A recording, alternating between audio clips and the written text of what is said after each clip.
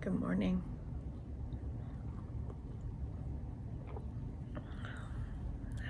I hope everybody's having a beautiful morning. I don't do mornings well. It takes me a bit to wake up.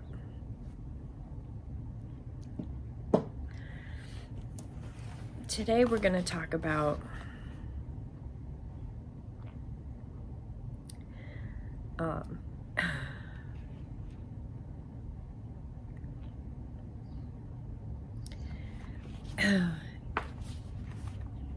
I'm just going to read a little bit and then we're going to talk about it.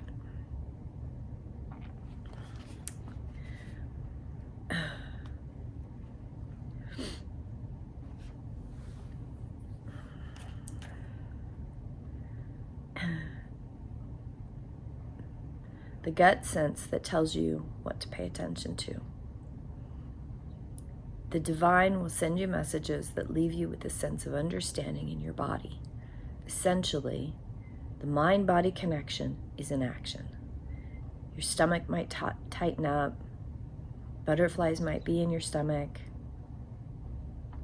The key to comprehending these messages is to slow down, breathe, and conscientiously raise the sensations up your spine into your mind so that you can understand them.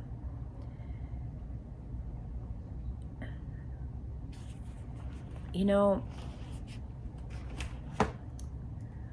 we're all connected, and we don't always understand what that connection is, but we're all connected.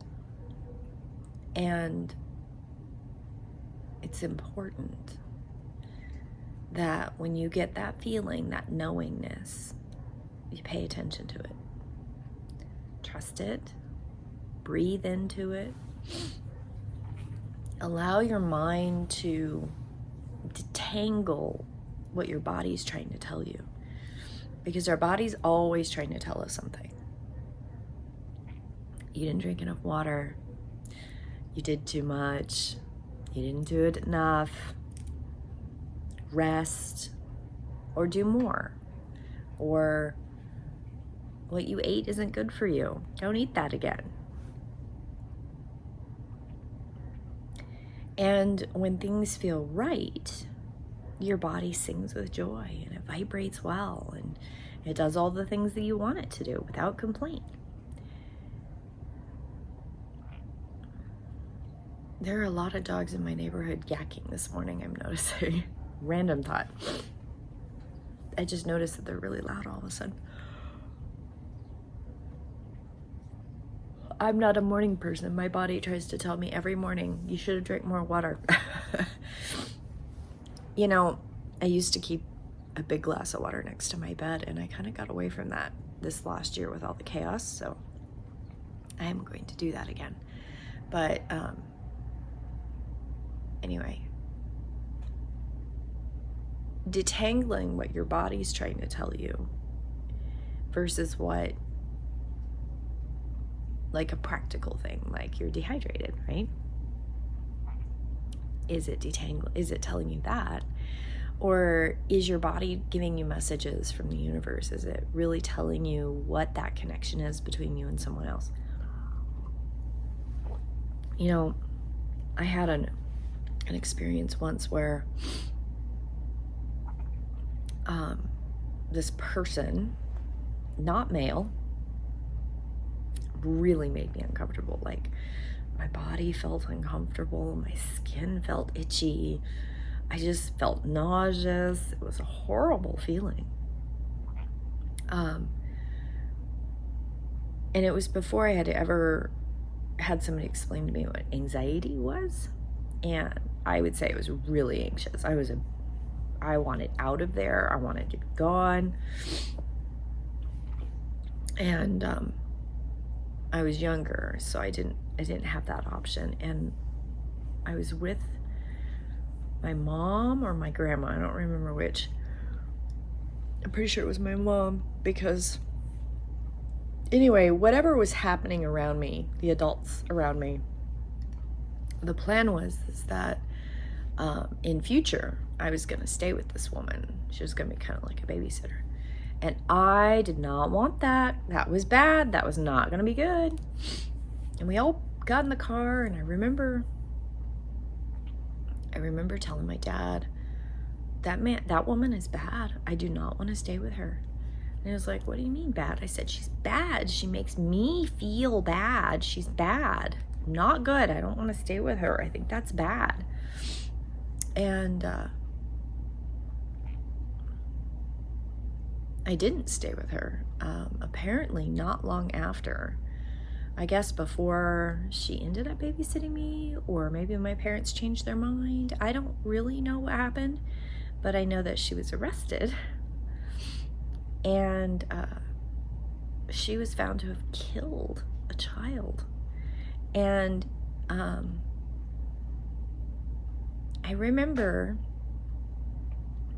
it wasn't the first time that I learned to trust my body, but I didn't have, it was one of those cases where I didn't hear somebody's guides. I didn't hear somebody telling me this person's bad, they killed somebody, right?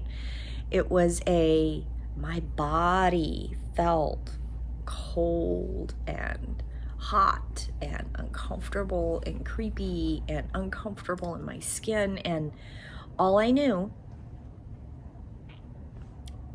is that woman, that person, was icky. And not icky in a way that they had a bad life plan and they chose to do bad things. This was the best way I know how to describe it, a dark entity, somebody who incarnates over and over and over again, that is separated from you and I, light spirits that belong to the great divine.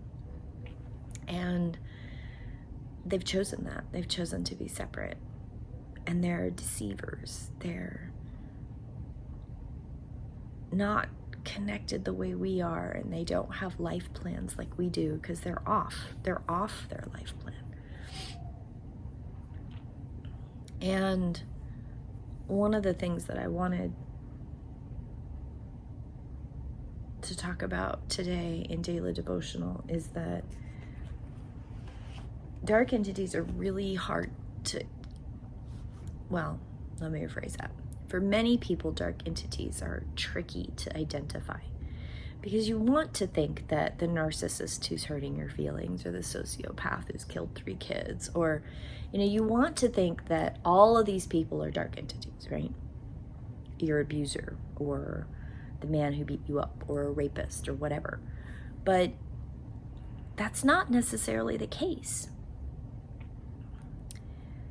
That doesn't mean you have to be a victim, right? But dark entities are entities that are void. They don't have a life plan. They are separate from the great source. They are antagonizers many of the time, but not all the time. Sometimes they blend right in. They blend right in with everybody else, and you would never know it. They are the great deceivers. They are masterful manipulators. They blend right in. They know how to fake it to make it. They really do. And seeing their darkness and seeing the shadows that they live in sometimes it takes decades to realize that they are dark.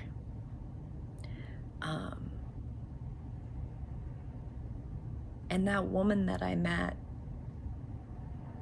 was dark. And one of the reasons that I know that she was dark is looking back, because her guides didn't talk to me.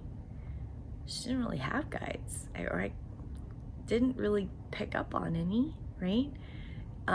Dark entities don't have what we have. They don't have the cacophony of sound and noise, and they don't have the patterns of light. They don't have all those indications that say, yay, you're part of the pattern. You belong to this great community of the universe, and we're all here together to learn, and we're all part of the greatness of the universe. Dark entities have chosen to be separate. They can come back. They can come back into the fold, but that's a choice they have to make.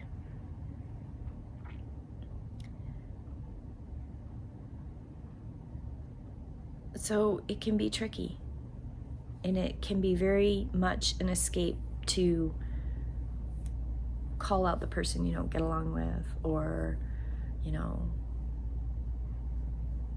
blame and accuse someone of being a dark entity when they're not. Sometimes their life choices, sometimes their blueprint says antagonistic. Sometimes the blueprint is a perpetrator.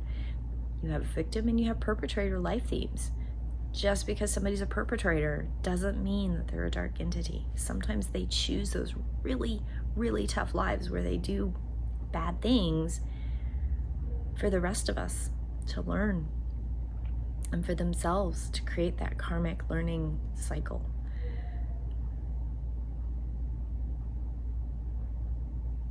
Light beings bring into the world other light beings. Dark entities only bring into the world dark entities. And years later, after this woman was arrested and put in jail,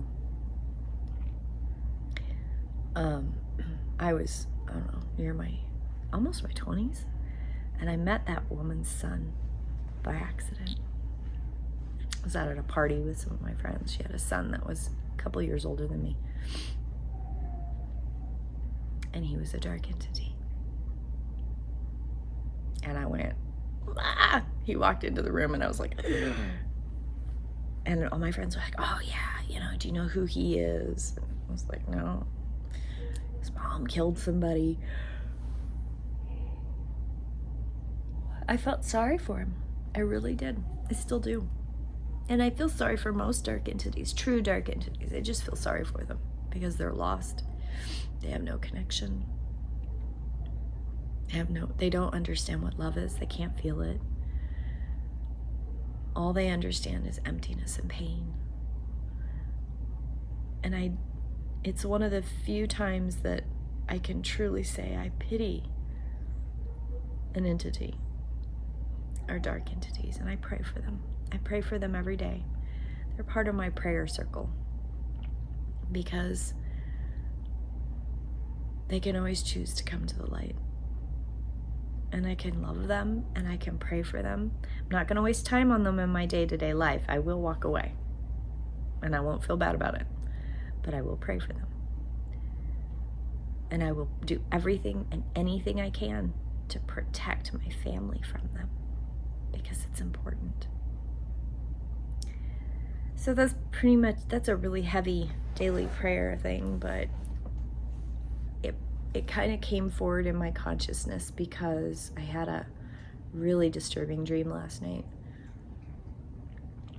where I was having trouble breathing, and somebody had gone into my grandma's house and renovated it, and I was very angry and I was having trouble breathing. It was kind of the same but very different, and I was upset. I was truly upset about something totally separate from what the dream said. But as I was waking up, I was recognizing that it had to do with the dark entity that I had encountered in my life that was bound to my family. And I still am very disturbed by that. And it was bubbling up in my subconscious. So that's why I wanted to share that. So I hope you all have a beautiful day, a blessed day. Stay cool, stay healthy, drink lots of water, and I will see you in prayer. Blessed be.